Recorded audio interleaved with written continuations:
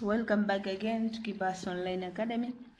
Today tutakuwa tukizungumzia mada inayohusiana na quantitative techniques for finance and investment. Tutafanya swala zima la formulas and problem solving in mathematics. So utakuwa na mimi facilitator yako Rahma Kibas katika session ya kwanza. Some problem solving on the following area. Kwanza tutaangalia area ya kwanza, time value of money, and area ya pili tutaangalia itakuwa ni statistics for finance and investment. Tukianza na session 1 itahusu time value of money.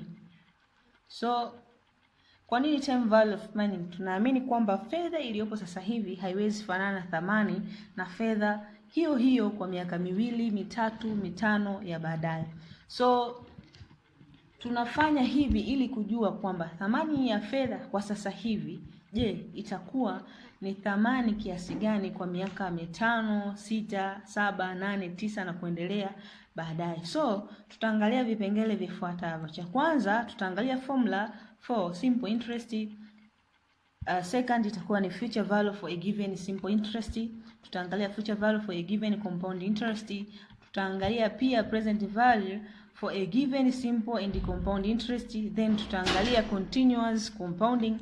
Then tutaangalia fractional period compounding of interest. Then tutaangalia future value of annuity, lakini pia tutatazama present value of annuity. Tutamaliza kwa kuangalia amortization. So in simple interest formula yake inasema simple interest is equal to x0 times I times n, whereby as I stand for simple interest, I stand for x0 stand for original principal amount, I stand for interest for the period n, and the n number of years of period. Second one is future value for a given simple interest. FV is equal to present value plus interest n.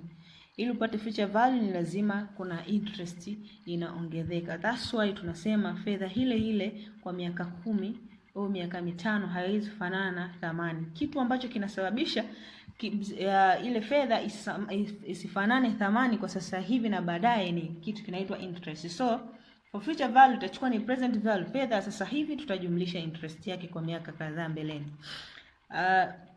Formula yake inasema ni sawa na x0, tutafungua mabano 1 plus I times n, tutafunga mabano. Tukiangalia compound interest, future value for a given compound interest. So formula yake inasema ni x0, we open the bracket 1 plus I, then we cross bracket power n, whereby x0 is equal to principal amount, I is equal to annual interest rate, n is equal to number of years. Then fractional period compounding interest. Formula is equal to x0 times open bracket 1 plus I divided by m, we close bracket power m times n.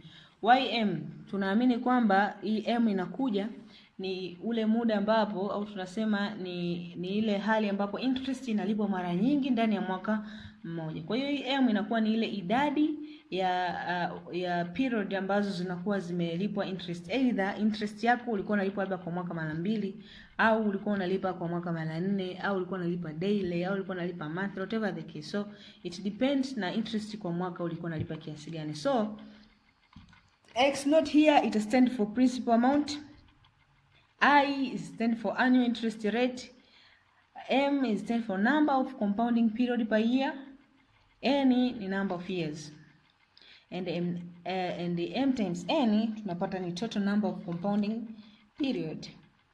Then we are looking for continuous compounding interest. Formula yake inasema ni x0 times e power I times n, whereby x0 is equal to principal invested or present value. E is a banker's constant. E iko constant. When you enter in your calculator, E itakuletea jawabu lako kwamba ni 2.718281828.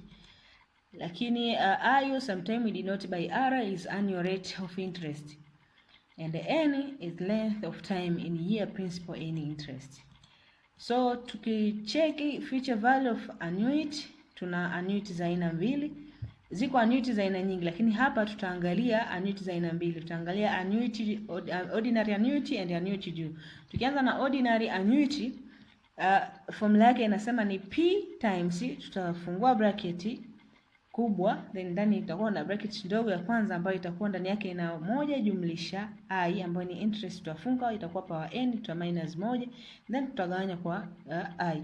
Lakini for future value of annuity due yenyewe itakuwa ni tutafungua bracket 1 plus r, tutafunga bracket, tutazidisha p, tutazidisha, tutafungua tuta open bracket ambayo itakuwa ni 1 plus r power n minus 1 divide by r, whereby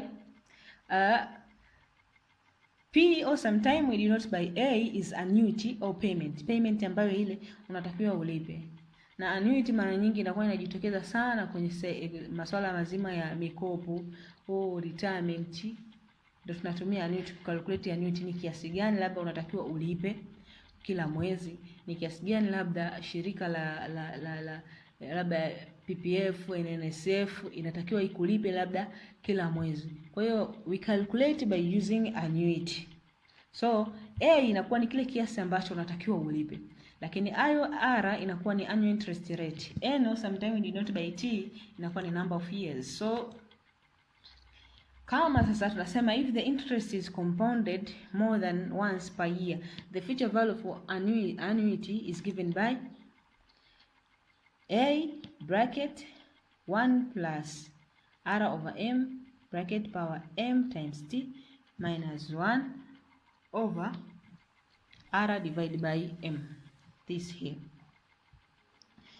Then we have present value for annuity.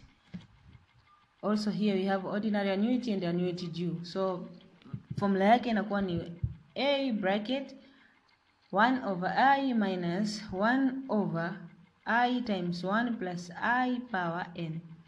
Here for annuity due is equal to A times 1 over I minus 1 over I times bracket 1 plus I power n times bracket open bracket 1 plus I close the bracket. So we have this amortization table. To understand amortization, we use the table as following. We have 6 column. First column tunaandika n, either labda ulikuwa umekopa benki wakakwambia basi kila mwaka utakuwa unalipa kiasi fulani. So umepewa miaka 3, 4, 2, column ya kwanza tuta write. Sasa itakuwa end of period ambayo tuna denote by n. Then column ya pili inakuwa ni annuity ambayo tuna denote by A. Third column interest rate ambayo itakuwa by small letter r. Column ya 4 ni interest due ambayo itakuwa denoted by ID. Column ya 5 ni reduction on loan ambayo inakuwa ni denoted by capital letter R, and last one loan outstanding ambayo inakuwa ni. So for the year 0 hatuna annuity, hatuna interest rate, hatuna interest due, hatuna reduction loan kwa sababu ndo wakati ambao tunaenda kukopa labda benki au katika taasisi yoyote, whatever the case. Mfano wangu napenda sana kutumia benki. Kwa hiyo tunapoenda kukopa pale hatuna tunachokilipa tofauti, sisi ndio tutapewa ule mkopo ambao itakuwa ndo loan outstanding. Lakini mwaka unaofuata lazima nifanye payment baada ya kukopa. Sasa ile A inaitafuta vipi? Itakuwa formula yake inasema A is equal to present value n times I over 1 minus bracket 1 plus I funga bracket power negative n. Interest rate tunakuwa tumepewa na benki, labda unapokopa utaambia basi mkopo wako utakuwa kila mwaka interest rate yake ni kiasi fulani. Hii inakuwa kosa tunapewa by the bank. Lakini interest due tunaipata vipi? Tunachukua previous loan outstanding, let's say starting loan, then nitazidisha kwa interest rate ambayo nimepewa na benki. Napata interest due L times R, yani this one. L times R. But here reduction loan naipataje? Payment, tachukua payment ambayo nalipa, nita deduct interest due hii hapa, then nitapata reduction loan. Lakini loan outstanding ya mwaka huo husika nitachukua previous loan, let's say starting point loan, then nita deduct reduction on loan L minus R, then I will get loan outstanding. So let's go to the problem solving. Question 1. state that the Trinity company borrows pound 21 at an annual interest of 9%. What is the future value of this loan, assuming interest is accumulated on simple basis for 6 months? Solution here. Cha kwanza tunachokifanya hapa, we need to analyze the data given. So I have x naught ambayo ni paundi 21, then nina I ambayo ni 9%, then nina n ambayo ni 6 months, then natafuta future value. So lazima nitafute kwanza simple interest. Simple interest formula inasema ni x naught times I times n. Then nitachukua hapa 21 nita times 0.09 ambayo ni I, nita times a half kwa sababu ilikuwa ni miezi 6. Ilikuwa ni 6 chini ya 12 maana. When you get a half, then inakuwa ni 21,000 times 0.045, nitapata paundi 945. So nipate future value of future value, nitachukua sasa x naught ambayo ni 21 nita plus simple interest ambayo nimeipata, itakuwa 21,000 plus 945, then nitapata paundi 21,945. Question 2, here we go. What will be the future value of the loan in problem 1 above if the interest were compounded? So kama interest itakuwa compounded annually, itakuwa compounded semi-annually, monthly, daily and continuous. So here nitachukua mfano wa daily, then as your time utafanya kwa hivi vipengele vitakobaki A, B, C and E. So solution, data given, tuna x naught paundi 21, tuna I interest 9%, tuna n 6 months. Then since the interest rate were compounded daily, that means m equal to 365. In mathematics we use 365 days as a 1 year. Kwa hiyo sisi interest rate ilikuwa inalipwa kila siku. Kwa hiyo m inakuwa ni 365. What the solution here?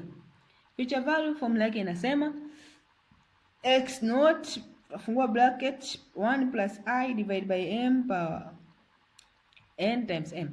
So nitaingiza data zangu, nitapata hapa paundi 21,966.45. Hii ndio itakuwa sasa ndo future value.